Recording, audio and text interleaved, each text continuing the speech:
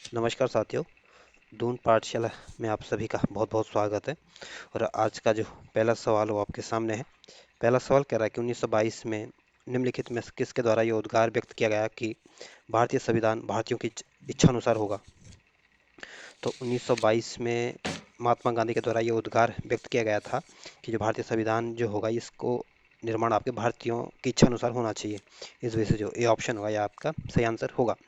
और जो गोपाल कृष्ण गोखले ये आपके उदारवादी दल के प्रसिद्ध नेता थे। और गोपाल कृष्ण गोखले आपके गांधी जी के राजनीतिक गुरु थे। और गोपाल कृष्ण गोखले ने आपके सर्वेंट ऑफ इंडिया सोसाइटी की स्थापना की थी। जो मोतीलाल नेहरू थे ये आपके कांग्रेस पार्टी के प्रसिद्ध नेता थे। और ये आपके स्वाधीनता सेनानी थे और स्वराज्य पार्टी के संस्थापक थे। जो बाल गंगाधर तिलक ये आपके गरम दल के प्रसिद्ध नेता थे। और संविधान सभा की जो सबसे पहले मांग की थी आपके बाल गंगाधर तिलक ने की थी। और बाल गंगाधर तिलक ने संविधान सभा की मांग आपके 1895 में की थी। और 1920 में जिस साल आपका असहयोग आंदोलन हुआ था उस साल आपके बाल गंगाधर तिलक की मृत्यु हुई थी। तो इस वजह से जो ये ऑप्शन होगा ये आपका सही आंसर होगा। अगला क्वेश्चन है। अगला क्वेश्चन करा कि 1924 में किसके द्वारा ब्रिटिश सरकार से यह मांग की गई थी कि भारतीय संविधान के निर्माण के लिए संविधान सभा का गठन किया जाए। तो 1924 में आपके मोतीलाल नेहरू ने ब्रिटिश सरकार से ये मांग की थी कि संविधान भारतीय संविधान के निर्माण के लिए संविधान सभा का गठन किया जाए। इस वजह से जो सी ऑप्शन होगा ये आपका सही आंसर होगा। और जो एम एन राय थे ये आपके कम्युनिस्ट वादी प्रसिद्ध नेता थे। और 1934 में इन्होंने औपचारिक रूप से संविधान सभा की मांग की थी। और जो महात्मा गांधी थे उन्होंने 1922 में कहा था कि भारतीय संविधान का निर्माण भारत की इच्छा अनुसार होना चाहिए थे। और जो गोपाल कृष्ण गोखले थे ये आपको उदारवादी दल के प्रसिद्ध नेता थे। और 1905 का जो कांग्रेस का जो अधिवेशन हुआ था इस अधिवेशन की अध्यक्षता आपके गोपाल कृष्ण गोखले ने की थी। और ये अधिवेशन आपके बनारस में हुआ था। इस वजह से जो सी ऑप्शन होगा ये आपका सही आंसर होगा। अगला क्वेश्चन है। अगला क्वेश्चन कह रहा है कि संविधान सभा के विचार का औपचारिक रूप से प्रतिपादन किसके द्वारा किया गया था। तो संविधान सभा का जो विचार जो औपचारिक रूप से जो प्रतिपादन किया गया था ये आपके एम एन राय के द्वारा किया गया था। इस वजह से जो सी ऑप्शन होगा ये आपका सही आंसर होगा। और एम एन राय ने 1934 में आपके ये संविधान सभा की मांग की थी। मोतीलाल नेहरू ने आपकी नेहरू रिपोर्ट को तैयार किया था। और मोतीलाल नेहरू ने जो ये नेहरू रिपोर्ट तैयार की थी आपके 1928 में तैयार की थी। जो जवाहरलाल नेहरू थे ये भारत के प्रसिद्ध स्वाधीनता सेनानी थे और भारत के पहले प्रधानमंत्री थे। और जवाहरलाल नेहरू ने आपके 1938 में संविधान सभा की मांग की थी। तो इस वजह से जो सी ऑप्शन होगा यह आपका सही आंसर होगा। अगला क्वेश्चन है। अगला क्वेश्चन कह रहा है कि भारतीय संविधान सभा को किसने मूर्त रूप प्रदान किया था। तो संविधान सभा को जो मूर्त रूप प्रदान किया था यह आपके जवाहरलाल नेहरू जी ने प्रदान किया था। इस वजह से जो डी ऑप्शन होगा यह आपका सही आंसर होगा। और जो महात्मा गांधी थे आपके इनका जन्म आपके गुजरात के पोरबंदर में 1869 में हुआ था। और 1948 में नाथूराम गोड्से के द्वारा इनकी हत्या की गई थी। और 1915 में गांधी जी भारत आए थे और गांधी जी का सबसे पहला जो भारत में आंदोलन हुआ था ये आपका चंपारण सत्याग्रह हुआ था। जो एम एन रॉय थे ये आपके कम्युनिस्ट वादी नेता थे। और 1934 में इन्होंने संविधान सभा की मांग की थी औपचारिक रूप से। और मोतीलाल नेहरू जो थे आपके इन्होंने संविधान सभा की जो मांग की थी आपको 1924 में की थी। और मोतीलाल नेहरू आपके जवाहरलाल नेहरू के पिता भी थे और प्रसिद्ध वकील थे। इस वजह से जो डी ऑप्शन होगा यह आपका सही आंसर होगा। अगला क्वेश्चन है। अगला क्वेश्चन करा कि कांग्रेस ने किस वर्ष किसी किसी प्रकार के बाहरी हस्तक्षेप के बिना भारतीय जनता के द्वारा संविधान निर्माण की मांग को लेकर प्रस्ताव पारित किया था। तो कांग्रेस ने 1936 में किसी प्रकार की बाहरी हस्तक्षेप के बिना भारतीय जनता द्वारा संविधान निर्माण की मांग का प्रस्ताव पारित किया गया था। इस वजह से जो सी ऑप्शन होगा यह आपका सही आंसर होगा। और 1928 में आपके एक तो नेहरू रिपोर्ट को तैयार किया गया था। और 1928 में आपका साइमन कमीशन भी का भी भारत में आगमन हुआ था। और 1931 में एक तो आपका गांधी इरविन समझौता हुआ था। और दूसरा आपका जो दूसरा गोलमेज सम्मेलन हुआ था ये भी आपको 1931 में हुआ था। और 1931 में जो कांग्रेस का जो अधिवेशन हुआ था ये आपके कराची में हुआ था। और इस कराची अधिवेशन की अध्यक्षता आपके सरदार वल्लभ भाई पटेल जी ने की थी। और सरदार वल्लभ भाई पटेल ने इस अधिवेशन में आपके मौलिक अधिकारों को शामिल किया था। और इसी अधिवेशन में गांधी जी ने कहा था कि गांधी मर सकता है लेकिन गांधीवाद कभी नहीं मरेगा। 1942 में एक तो भारत छोड़ो आंदोलन हुआ था। और 1942 में आपका कृषि प्रस्ताव भी आया था। तो इस बेस जो सी ऑप्शन होगा ये आपका सही आंसर होगा। अगला क्वेश्चन है। अगला क्वेश्चन करेक्ट 1938 में किस व्यक्ति ने वयस्क मताधिकार के आधार पर संविधान सभा के गठन की मांग की थी। तो 1938 में जो वयस्क मताधिकार के आधार पर जो संविधान सभा की जो मांग की थी ये आपके भारत के जो पहले प्रधानमंत्री थे पंडित जवाहरलाल नेहरू उनके द्वारा की गई थी। इस वजह से जो बी ऑप्शन होगा ये आपका सही आंसर होगा। और जो सुभाष चंद्र बोस थे आपके प्रसिद्ध क्रांतिकारी थे, प्रसिद्ध राजनेता थे, प्रसिद्ध सिविल सेवक थे। और सुभाष चंद्र बोस कांग्रेस के 2 बार अध्यक्ष बने थे। पहली बार तो 1938 का जो हरिपुरा अधिवेशन हुआ था उसकी अध्यक्षता की थी, और दूसरी बार 1939 का जो अधिवेशन हुआ था त्रिपुरी में, उस अधिवेशन की अध्यक्षता की थी। और त्रिपुरी अधिवेशन में त्यागपत्र देने के बाद इन्होंने फॉरवर्ड ब्लॉक की स्थापना की थी 1939 में। जो वल्लभ भाई पटेल थे आपके कांग्रेस के प्रसिद्ध नेता थे, और भारत के पहले प्रधानमंत्री थे, भारत के पहले गृह मंत्री थे। और भारतीय राज्यों का जो एकीकरण करने का जो श्रेय दिया जाता है आपके वल्लभ भाई पटेल को दिया जाता है। देशी रियासतों को मिलाने का काम इन्होंने जोर शोर से किया था। और 1931 का जो कराची अधिवेशन हुआ था, इसकी अध्यक्षता आपके वल्लभ भाई पटेल जी ने की थी। तो इस वजह से जो बी ऑप्शन होगा ये आपका सही आंसर होगा। अगला क्वेश्चन है। अगला क्वेश्चन कह रहा है कि वर्ष 1942 में किस योजना के तहत यह स्वीकार किया गया कि भारत में एक निर्वाचित संविधान सभा का गठन होगा जो युद्ध उपरांत संविधान का निर्माण करेगी। तो जो क्रिप्स योजना आई थी आपको 1942 में आई थी, और इसमें यह स्वीकार किया था कि भारत में एक निर्वाचन संविधान सभा का गठन होगा। लेकिन ये जो ये गठन होगा ये आपका जब दूसरा विश्व युद्ध हो जाएगा उसके बाद इसका गठन किया जाएगा। इस वजह से जो ए ऑप्शन होगा ये आपका सही आंसर होगा। और जो बेबल योजना आई थी आपकी 1945 में आई थी, और जो कैबिनेट मिशन योजना आई थी आपकी 1946 में आई थी। और इस कैबिनेट मिशन योजना के तहत ही आपके संविधान सभा का गठन किया गया था। जो माउंटबेटन योजना आई थी, इस माउंटबेटन योजना के तहत भारत को आज़ादी मिली थी, और ये माउंटबेटन योजना आपके 1947 में आई थी। इस वजह से जो ए ऑप्शन होगा ये आपका सही आंसर होगा। अगला क्वेश्चन है। अगला क्वेश्चन कह रहा है कि संविधान सभा के गठन की मांग सर्वप्रथम 1895 में किसके द्वारा प्रस्तुत की गई थी। तो संविधान सभा के गठन की मांग जो सबसे पहले की थी आपके बाल गंगाधर तिलक ने की थी, और ये मांग आपके 1895 में की गई थी। इस वजह से जो डी ऑप्शन होगा ये आपका सही आंसर होगा। और जो भीमराव अंबेडकर थे या भारत के पहले कानून मंत्री थे, और जो प्रारूप समिति थी उसके जो अध्यक्ष थे आपके भीमराव अंबेडकर थे। और भीमराव अंबेडकर ने आपके जीवन के अंतिम समय में इन्होंने बौद्ध धर्म को अपना लिया था। जो पंडित जवाहरलाल नेहरू थे ये आपके भारत के पहले प्रधानमंत्री थे, भारत के प्रसिद्ध क्रांतिकारी थे। और इन्होंने आपके वयस्क मताधिकार के आधार पर संविधान सभा के गठन की मांग की थी। इस वजह से जो डी ऑप्शन होगा ये आपका सही सही आंसर होगा। अगला क्वेश्चन है। अगला क्वेश्चन कह रहा है कि भारत की संविधान सभा गठित करने का आधार क्या था। तो भारत के संविधान सभा का जो गठित करने का जो आधार था ये आपका कैबिनेट मिशन प्लान 1946 था। इस वजह से जो बी ऑप्शन होगा ये आपका सही आंसर होगा। और जो भारतीय राष्ट्रीय कांग्रेस ने जो संविधान सभा के गठन का जो प्रस्ताव रखा था ये आपको 1935-36 में रखा था। और जो भारत को जो डोमिनियन स्टेटस दर्जा के देने की जो बात की गई थी आपकी 1942 में की गई थी। और 1947 में आपको भारत को आज़ादी मिली थी और भारत का विभाजन भी हुआ था। इस वजह से जो बी ऑप्शन होगा ये आपका सही आंसर होगा। अगला क्वेश्चन है। अगला क्वेश्चन कह रहा है कि भारत की संविधान सभा किसके अनुसार गठित की गई थी। तो जो भारत की संविधान सभा है इसका जो गठन किया गया था ये आपके कैबिनेट मिशन योजना के तहत किया गया था। इस वजह से जो डी ऑप्शन होगा ये आपका सही आंसर होगा। और जो साइमन कमीशन का गठन हुआ था या साइमन कमीशन जो आया था ये आपको 1928 में आया था। माउंटबेटन योजना जो आई थी आपकी 1947 में आई थी। और क्रिप्स प्रस्ताव जो आया था आपके 1942 में आया था। और कैबिनेट मिशन जो आया था आपके 1946 में आया था। इस वजह से जो डी ऑप्शन होगा ये आपका सही आंसर होगा। अगला क्वेश्चन है। अगला क्वेश्चन कह रहा है कि सन 1936 में भारतीय राष्ट्रीय कांग्रेस द्वारा संविधान सभा का गठन की मांग कहाँ पर हुए अधिवेशन में रखी गई थी। तो जो 1936 का जो कांग्रेस का अधिवेशन हुआ था ये आपके फैजपुर में हुआ था। और इस फैजपुर अधिवेशन में आपके संविधान सभा की मांग की गई थी कांग्रेस के द्वारा। इस वजह से जो सी ऑप्शन होगा ये आपका सही आंसर होगा। और जो कानपुर है ये आपके उत्तर प्रदेश में स्थित है। और इस कानपुर में जो कांग्रेस का जो अधिवेशन हुआ था सबसे प्रसिद्ध अधिवेशन आपके 1925 में हुआ था। और इस 1925 के कांग्रेस के अधिवेशन की अध्यक्षता आपके सरोजिनी नायडू ने की थी। और सरोजिनी नायडू आपके कांग्रेस की पहली भारतीय महिला अध्यक्ष थी। जो मुंबई है भारत का जो कांग्रेस का जो पहला अधिवेशन होता है आपके मुंबई में हुआ था।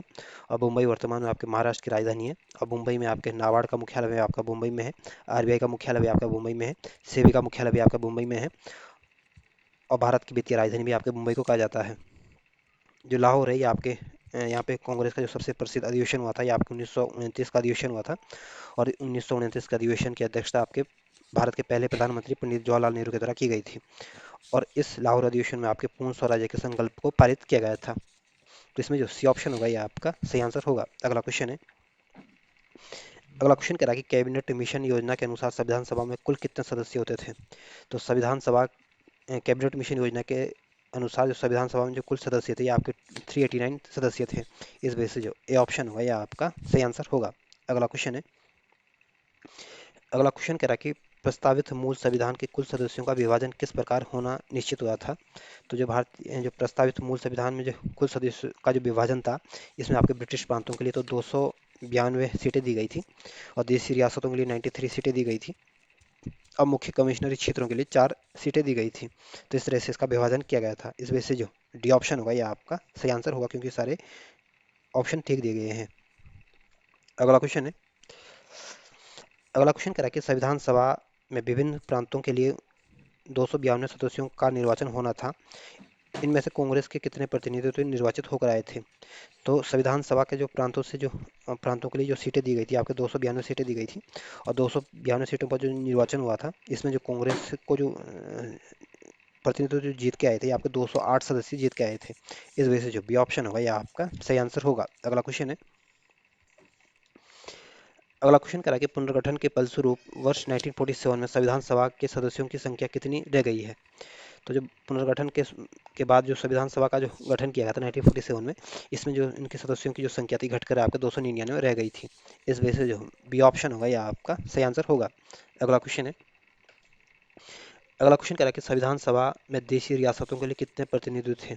तो संविधान सभा में जो देशी रियासतों के लिए जो प्रतिनिधित्व की संख्या दी गई थी, आपके 70 प्रतिनिधि थे। इस वजह से जो बी ऑप्शन होगा यह आपका सही आंसर होगा। अगला क्वेश्चन है, अगला क्वेश्चन कह रहा है कि पुनर्गठित संविधान सभा में विभिन्न प्रांतों के लिए कितने प्रतिनिधि थे? तो पुनर्गठन के बाद जो संविधान सभा में जो विभिन्न प्रांतों के लिए जो सीटें दी गई थी, आपके 229 सीटें दी गई थी। इस वजह से जो बी ऑप्शन होगा यह आपका सही आंसर होगा। अगला क्वेश्चन है, अगला क्वेश्चन कह रहा है कि कैबिनेट मिशन योजना के अंतर्गत संविधान निर्मात्री परिषद में प्रत्येक प्रांत की आवंटित सदस्य संख्या निर्धारित करने के लिए एक प्रतिनिधि कितनी जनसंख्या के अनुपात में था?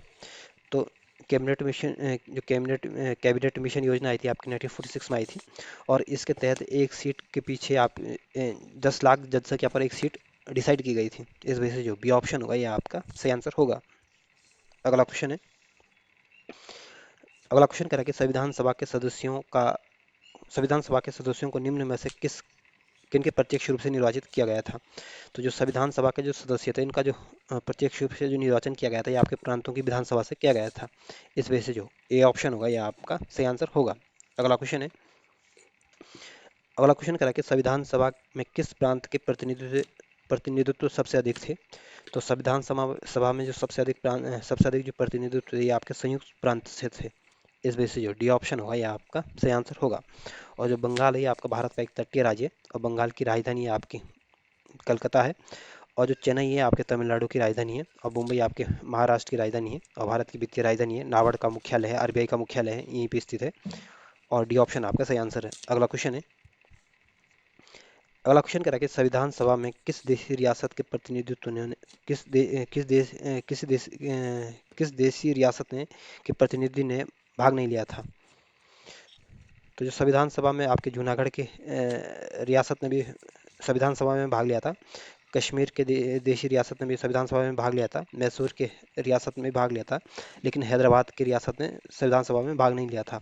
इस वजह से जो सी ऑप्शन होगा यह आपका सही आंसर होगा। और जो ज़्यादातर रियासत थी उसमें 1947 में भारत में विलय हो गया था, लेकिन जूनागढ़, कश्मीर और हैदराबाद जो रियासतें थी काफ़ी विवादित रही थी। जूनागढ़ में को आपके जनमत संग्रह के माध्यम से भारत में मिलाया गया था, और कश्मीर में आपके विलय पत्र के माध्यम से इसको भारत में मिलाया गया था, जबकि हैदराबाद में आपके पुलिस कार्रवाई के माध्यम से इसको भारत में शामिल किया गया था। और इसमें जो सी ऑप्शन होगा ये आपका सही आंसर होगा। और जो मैसूर है ये आपके कर्नाटक में स्थित है, और ये आपके टीपू सुल्तान और हैदर अली की कर्म भूमि रही है। इस वजह से सी ऑप्शन होगा ये आपका सही आंसर होगा। अगला क्वेश्चन है, अगला क्वेश्चन कह रहा है कि भीमराव अंबेडकर का संविधान सभा में निर्वाचन हुआ था। तो भीमराव अंबेडकर का जो संविधान सभा में जो निर्वाचन हुआ था, ये आपके पश्चिम बंगाल से हुआ था। इस वजह से जो ए ऑप्शन होगा यह आपका सही आंसर होगा। अगला क्वेश्चन है, अगला क्वेश्चन कह रहा है कि मुस्लिम लीग ने किस कारण संविधान सभा का बहिष्कार किया था? तो मुस्लिम लीग ने संविधान सभा का इसलिए बहिष्कार किया था क्योंकि मुस्लिम लीग मुसलमानों के लिए अलग संविधान सभा चाहती थी, जो कांग्रेस नहीं देना चाहती थी। इस वजह से जो सी ऑप्शन होगा यह आपका सही आंसर होगा, क्योंकि कह रहा है कि मुस्लिम लीग मुस्लिमों के लिए अलग संविधान सभा चाहता था, इसलिए इन्होंने संविधान सभा का बहिष्कार किया था। इस वजह से जो सी ऑप्शन होगा यह आपका सही आंसर होगा। अगला क्वेश्चन है, अगला क्वेश्चन कह रहा है कि संविधान सभा का चुनाव किस आधार पर हुआ था। तो जो संविधान सभा का जो चुनाव हुआ था ये आपके वर्गीय मताधिकार के आधार पर हुआ था। इस वजह से जो डी ऑप्शन होगा ये आपका सही आंसर होगा। अगला क्वेश्चन है, अगला क्वेश्चन कह रहा है कि संविधान सभा के सदस्य प्रतिनिधित्व थे। तो संविधान सभा के जो सदस्य थे ये आपके जनता के द्वारा अप्रत्यक्ष रूप से निर्वाचित प्रतिनिधि थे। इस वजह से जो बी ऑप्शन होगा ये आपका सही आंसर होगा। अगला क्वेश्चन है, अगला क्वेश्चन कह रहा है कि संविधान, भारतीय संविधान निर्मात्री सभा से है। तो भारतीय संविधान के जो निर्माता सभा है ये आपके प्रांतीय विधानसभाओं द्वारा परोक्ष रूप से आनुपातिक प्रतिनिधित्व प्रणाली के द्वारा चुने गए लोग थे और इनके द्वारा ये संविधान सभा बनी थी। इस वजह से जो बी ऑप्शन होगा ये आपका सही आंसर होगा।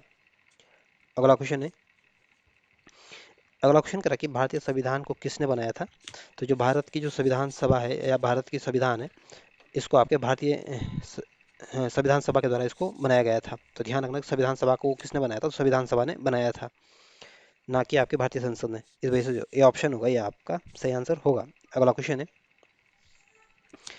अगला क्वेश्चन करा कि संविधान सभा के लिए चुनाव कब संपन्न हुए थे। तो संविधान सभा के लिए चुनाव हुए थे आपके 1946 में हुए थे। इस वजह से जो बी ऑप्शन होगा ये आपका सही आंसर होगा।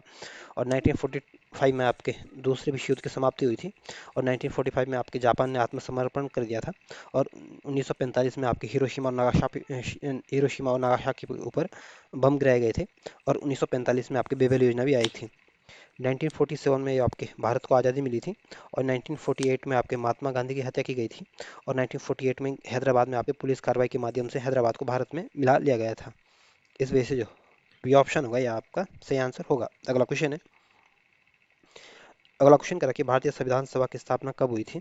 तो भारतीय संविधान सभा की जो स्थापना हुई थी आपके 9 दिसंबर 1946 को हुई थी और संविधान सभा की जो पहली बैठक हुई थी आपकी 9 दिसंबर 1946 को ही हुई थी। इस वजह से जो बी ऑप्शन होगा ये आपका सही आंसर होगा।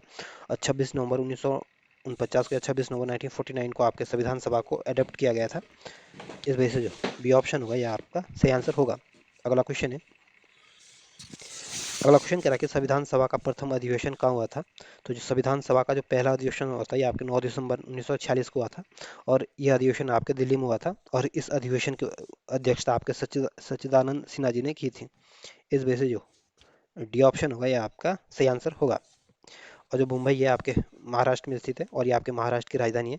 कोलकाता जो है आपको 1912 से पहले भारत की राजधानी रही थी और वर्तमान में आपकी ये पश्चिम बंगाल की राजधानी है।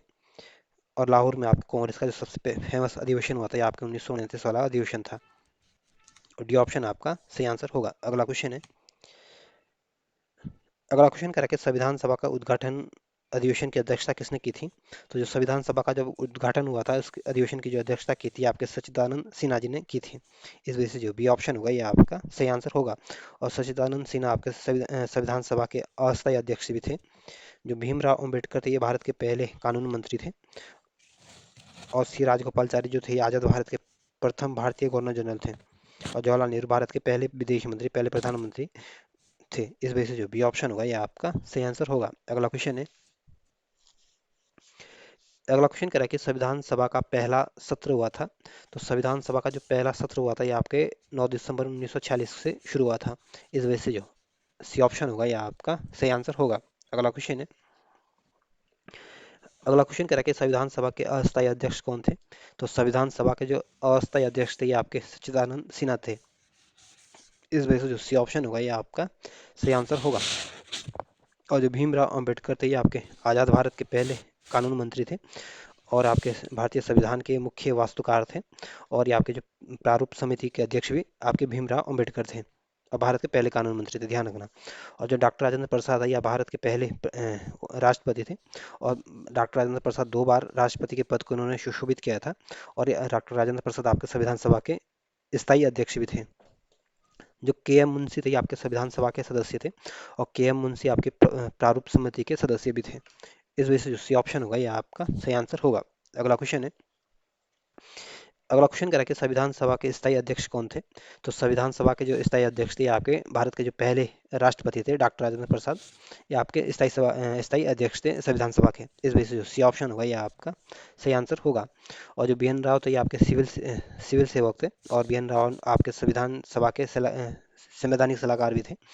जो सच्चिदानंद सिन्हा थे ये आपके संविधान सभा के अस्थायी अध्यक्ष थे, और भीमराव अंबेडकर प्रारूप समिति के अध्यक्ष थे, और डॉक्टर राजेंद्र प्रसाद आपके स्थायी अध्यक्ष थे संविधान सभा के। इस वजह से सी ऑप्शन होगा, यह आपका सही आंसर होगा। अगला क्वेश्चन है,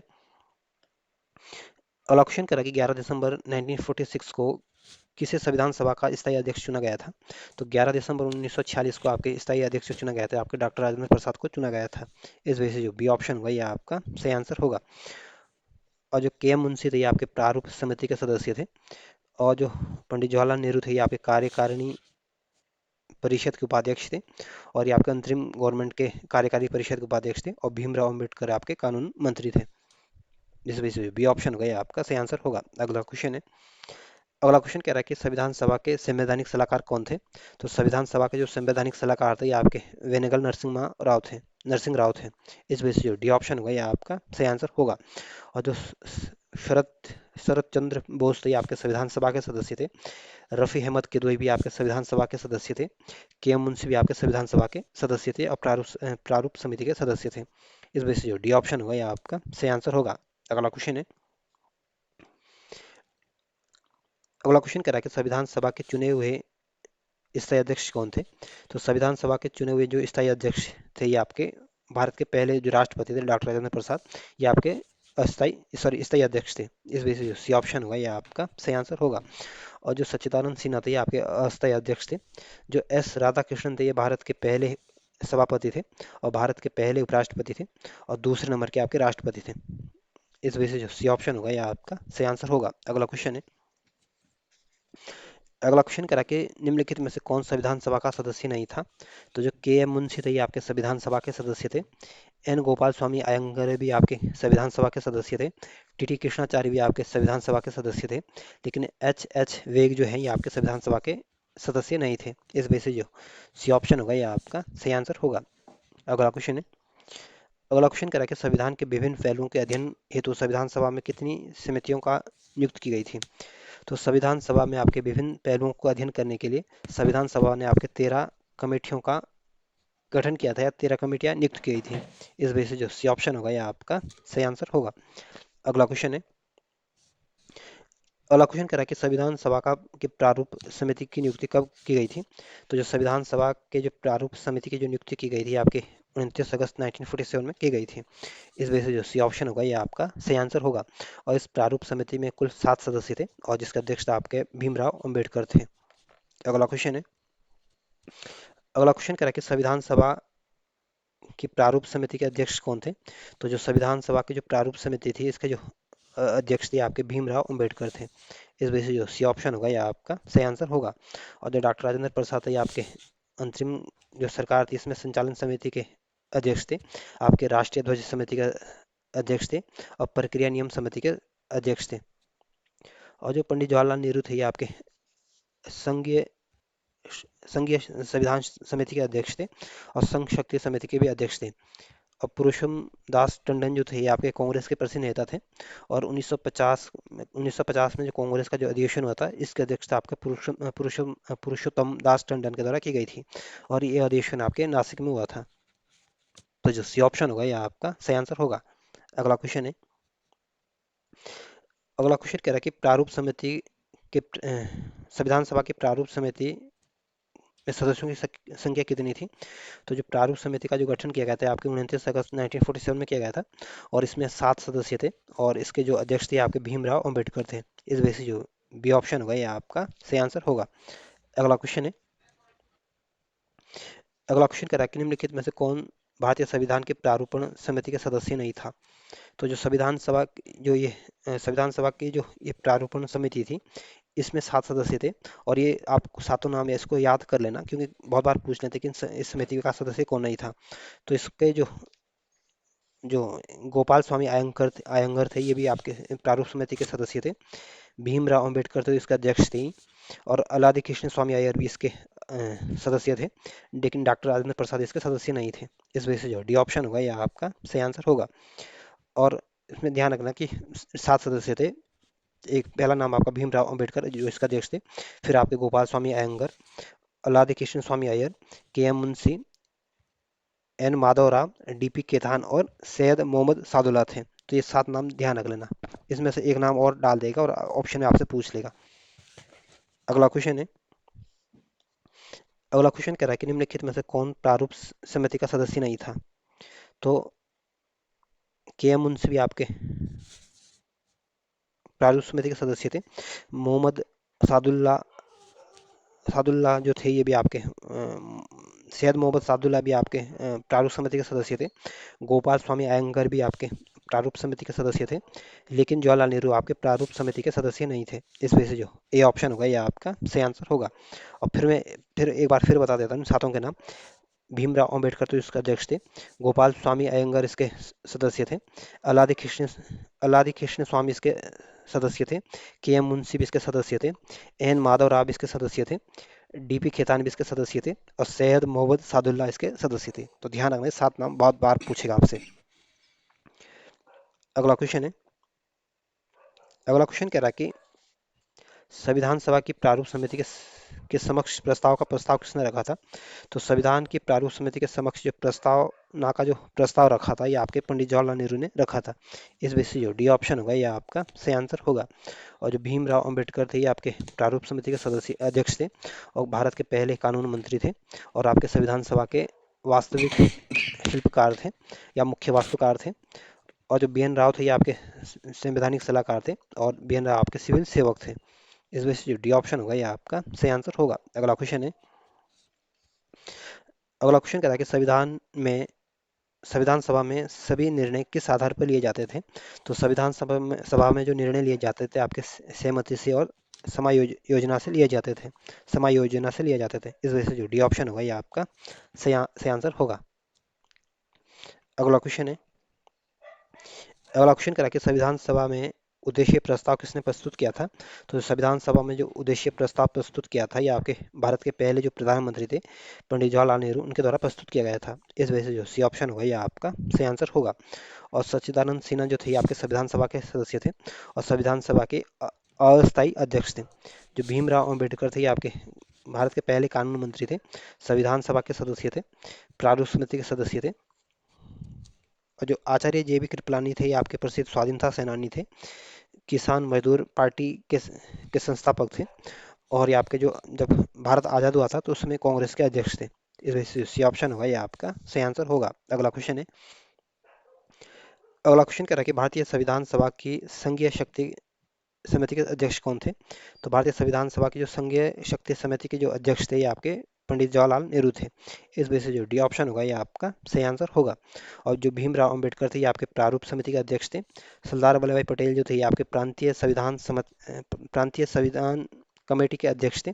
और मौलिक अधिकार अल्पसंख्यक की जो कमेटी थी इसका अध्यक्ष आपके सरदार वल्लभ भाई पटेल थे। और जो अल्लादी कृष्ण स्वामी अय्यर है ये आपके प्रारूप समिति के सदस्य थे। इस वजह से जो डी ऑप्शन होगा ये आपका सही आंसर होगा।